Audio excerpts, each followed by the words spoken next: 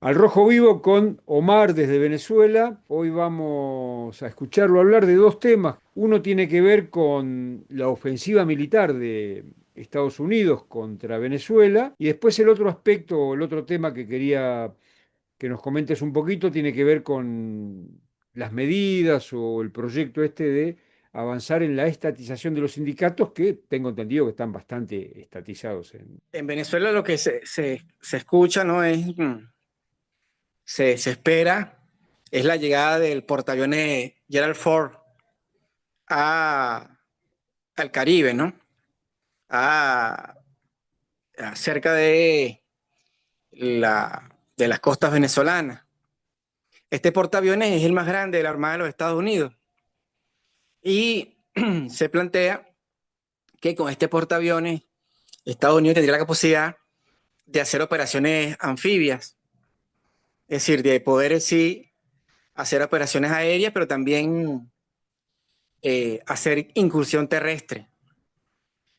Entonces, ante la espera del portaaviones Gerald Ford, se viene desarrollando una exigencia de sectores de la derecha venezolana, del liderazgo de la oposición de derecha, Margarita Machado, para que haya la operación militar en contra del territorio venezolano, en el territorio venezolano. Sin embargo, Trump a veces zigzaguea, a veces comenta que sí, que ya ha decidido la realización de operaciones en terrestres en Venezuela o en territorio venezolano, es decir, que va a haber al menos lo que ellos llaman bombardeo selectivo, y en otras partes dice que no, que ellos no han decidido esto, que ellos van a seguir nada más con las operaciones en el Caribe por ahora y en el Pacífico, pero también podría avanzar hacia el Atlántico, como son solicitadas en Brasil. Por eso veníamos comentando, bueno, el uso del narcotráfico, en este caso del combate al Comando Vermelo en Río de Janeiro, para justificar la presencia militar de Estados Unidos en todas las costas marítimas de América Latina. Entonces, en el caso venezolano no está todavía muy claro si esto va a escalar. Y por ahora, a pesar de las operaciones militares en el Caribe y en el Pacífico que han implicado la ejecución militar a través de bombardeos ilegales a lanchas aparentemente utilizadas para trasladar droga, cocaína. A pesar de esto, Estados Unidos y el Estado venezolano y Estados Unidos, los dos gobiernos, siguen manteniendo los vuelos de deportación. Es decir, Estados Unidos sigue deportando migrantes venezolanos y la dictadura de Maduro los sigue recibiendo. Entonces, eso nos da cuenta que todavía, a pesar de todo, sí hay diálogo. Es decir, hay un diálogo para poder acordar este tipo de deportaciones. Pero bueno, habrá que ver qué ocurre con la presencia del portaaviones Gerald Ford en el Caribe y también cómo esto puede tener resonancia, puede haber una resonancia de los efectos de la política interna, donde Trump acaba de perder estas elecciones, acaba de perder en todos los estados donde hubo elecciones regionales.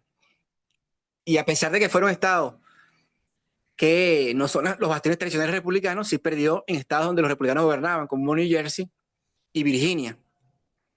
Entonces, pero además perdió en Nueva York porque él había salido a apoyar a Andrew Cuomo, el antiguo gobernador demócrata del estado de Nueva York, y ahora que ha sido la candidato independiente en la ciudad de Nueva York.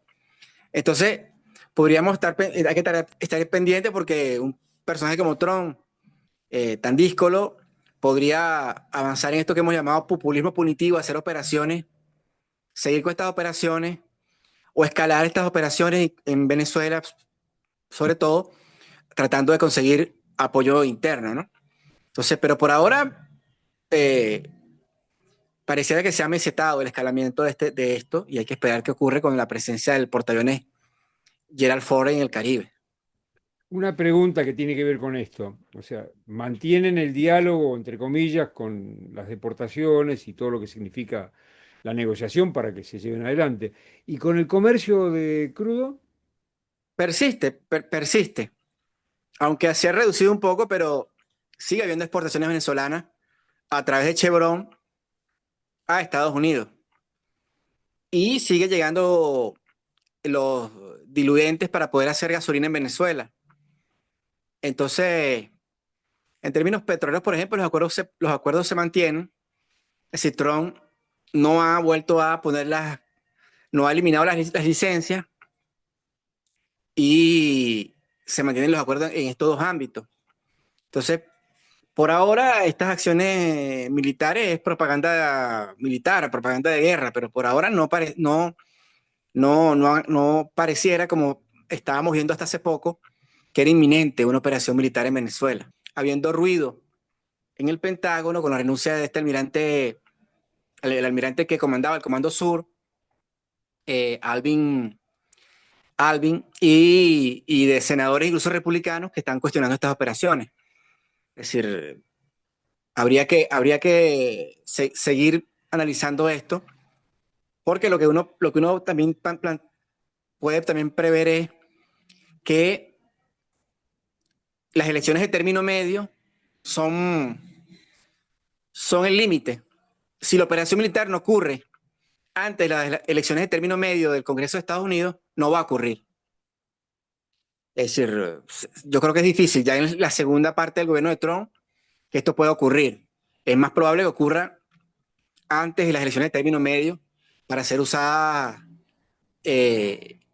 como un hecho de campaña electoral. Y del otro lado del mostrador, rusos y chinos, ¿cómo reaccionan? En el último tiempo, Rusia ratificó el acuerdo de cooperación militar con Venezuela. Eso fue una ratificación simbólica porque es un acuerdo que está en vigencia, pero Putin lo firmó.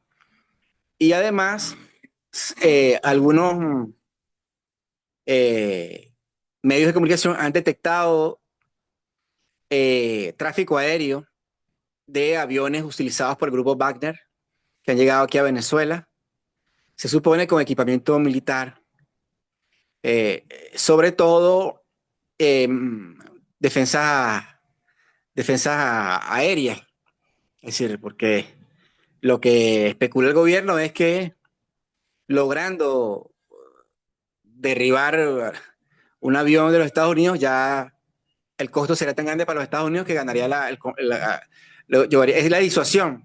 Está en la fase de disuasión eh, eh, con este tema de la presencia, sobre todo rusa, sobre todo militar. Los chinos también han hecho algunos pronunciamientos, pero la presencia militar en Venezuela es fundamentalmente rusa, con asesores militares. Bueno, el último punto que tiene que ver con la cuestión esta del proyecto, las medidas, no sé qué están pergeñando los funcionarios de la dictadura para profundizar lo que ya existe, que es una estatización de los sindicatos. Es una acción bastante publicitaria, formal, porque en Venezuela no hay libertad sindical. En Venezuela no hay la posibilidad de negociaciones colectivas libres desde el año 2018, desde el memorándum 1792, que estableció que el gobierno estableció que el salario mínimo es el piso de es la negociación colectiva, es el único salario que se puede. Y creó una comisión técnica que el gobierno puede intervenir para decidir sobre los contratos colectivos, sin importar la negociación entre los patronos privados o públicos y los trabajadores. En ese sentido, sin la negociación colectiva, la función sindical pierde objetivo. Es decir, no hay sindicatos sin que haya negociación colectiva en términos eh, concretos, ¿no? En términos operativos. Pero además hay una ofensiva represiva muy grande en contra de dirigentes sindicales que dificulta la libertad sindical en Venezuela. Sin embargo, el gobierno, sobre todo publicitariamente para mí, está para el exterior, porque para factores internos no tiene sentido. Esta constituyente obrera es como en el marco de este tema de movilizar y de crear sectores en esta fase que nosotros podemos llamar corporativista, más corporativista que nunca el chavismo. Sí, este tema de crear la corporación obrera, la corporación militar, la corporación incluso empresarial, vinculada a la dictadura, ¿no? Entonces, es el tema de, como no tienen los votos, si no tienen legitimidad electoral, se crea una legitimidad corporativista, ¿no? Bueno, los sindicatos me están apoyando, me apoyan los obreros desde la constituyente obrera, me apoyan los empresarios desde Fedecámara, y así va creándose una aparente legitimidad, ¿no? Que es más que nada la burocratización de todas estas organizaciones que emergen gremiales que pierden su relación con sus bases, ¿no? En concreto, ¿cómo sería esto de la constituyente obrera que dice el régimen? Lo que él se propone hacer es, en asambleas sindicales, laborales de cada sector, sean electos o sean ratificados los dirigentes sindicales de cada sector y vayan a un Congreso Nacional donde se legitime la federación o la central nacional. Pero lo que te planteo es que estas asambleas están condicionadas porque no va a ir no va a ir ningún trabajador a una asamblea de estas, controlada por la dictadura, a postularse o a elegir a un referente que no sea el, el, el, la línea del gobierno. Es una constituyente que no tiene nada de constituyente porque no expresa en realidad las bases. Es esta expresión propia de dictaduras corporativistas de crearse unos supuestos interlocutores con la sociedad que en realidad no son interlocutores de la sociedad, sino que son funcionarios del Estado al mismo tiempo, ¿no? Es el Estado que se crea un espejo aparentemente social, ¿no? ¿Y cuándo lo pondrían en marcha eso, la constituyente obrera? No, en realidad no tiene fecha porque fue un anuncio. Ah, Un anuncio como el gobierno hace cotidianamente, un conjunto de anuncios de supuestas profundizaciones de la democracia, porque el gobierno en muchos sentidos lo que está es simulando la creación de espacios democráticos, que en realidad son espejos del mismo Estado. Entonces, nosotros hasta hace poco se hizo una campaña en Venezuela interna en contra del cambio de la constitución, porque parecía que era inminente. Y el gobierno lo dejó en la gaveta y se olvidó de eso y crea otra cosa nueva. Es decir, no podemos creer podemos pensar que esto no va a ir ni siquiera hasta el final. El gobierno crea siempre formas para canalizar y para... Es decir, el gobierno, ante la ausencia de política, porque no hay política en Venezuela, pues está cercenada por la dictadura, el gobierno simula que hay política, que hay acción, que hay organización. Es decir, está siempre simulando que existe un espacio público y un debate público, y en realidad no, porque estamos en una dictadura que aplica el terrorismo de Estado, ¿no? desde acá te escuchamos con mucha atención porque es importante conocer al detalle la situación venezolana desde nuestro punto de vista que es contrario a la dictadura y alentando todo tipo de acciones y declaraciones en contra de la misma, explicándole al activismo y a la clase obrera de que el socialismo no existe, no tiene nada que ver, que son capitalistas y que en función de eso actúan.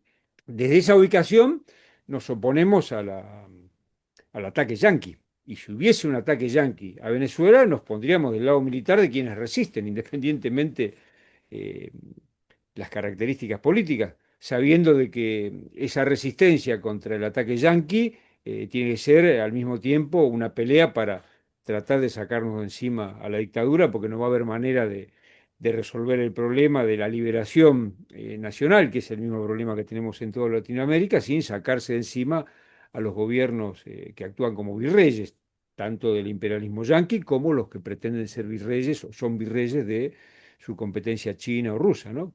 Sí, seguiremos desde Venezuela y desde Arrojo Vivo haciendo el llamado a una postura de independencia de clase en contra de la injerencia de los Estados Unidos, la injerencia militar de los Estados Unidos y en contra de la dictadura, y comprometido con una salida que sea el pueblo venezolano que con su movilización democrática, con su protesta democrática, recupere sus derechos y libertades democráticas.